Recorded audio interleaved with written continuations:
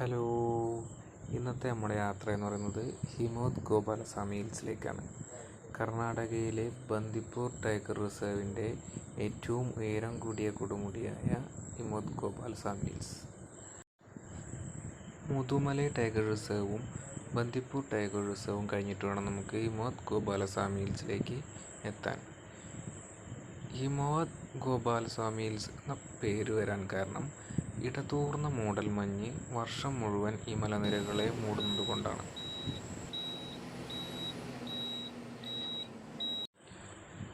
ഇവിടുത്തെ പ്രധാന ആകർഷണം എന്ന് പറയുന്നത് ഇവിടുത്തെ മാറി മറിയുന്ന കാലാവസ്ഥയാണ്. കോടമഞ്ഞ്, മഴ, എപ്പോഴും വീശിയടിക്കുന്ന തണുത്ത കാറ്റ് എന്നിവകൊണ്ട് എപ്പോഴും ഇവിടെ സജീവമായിരിക്കും. അതുകൊണ്ട് തന്നെ ഇത് ആസ്വദിക്കാനായിട്ട് നിത്യേന ധാരാളം ആളുകളാണ് ഇവിടേക്ക് എത്തിച്ചേരുന്നത്.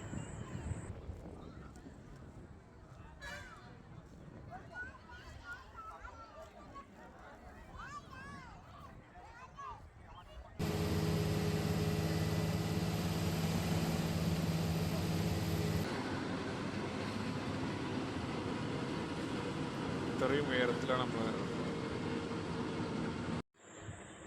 ബന്ദിപ്പൂർ ടൈഗർ റിസർവിൻ്റെ ഏറ്റവും ഉയർന്ന കൊടുമുടി ആയതുകൊണ്ട് തന്നെ ആനകൾ ഉൾപ്പെടെയുള്ള വന്യജീവികൾ ധാരാളമായിട്ട് നമുക്ക് കാണാൻ പറ്റുന്നതാണ്. ഒരിക്കലെങ്കിലും വരേണ്ട ഒരു സ്ഥലം തന്നെയാണ്. കാരണം ഫാമിലിയായിട്ടോ ഫ്രണ്ട്സായിട്ടൊക്കെ നമുക്ക് എൻജോയ് ചെയ്യാൻ പറ്റിയ നല്ലൊരു കിടിലൻ സ്പോട്ട് തന്നെയാണ് ഹിമവത് ഗോപാലസ്വാമി ഹിൽസ്.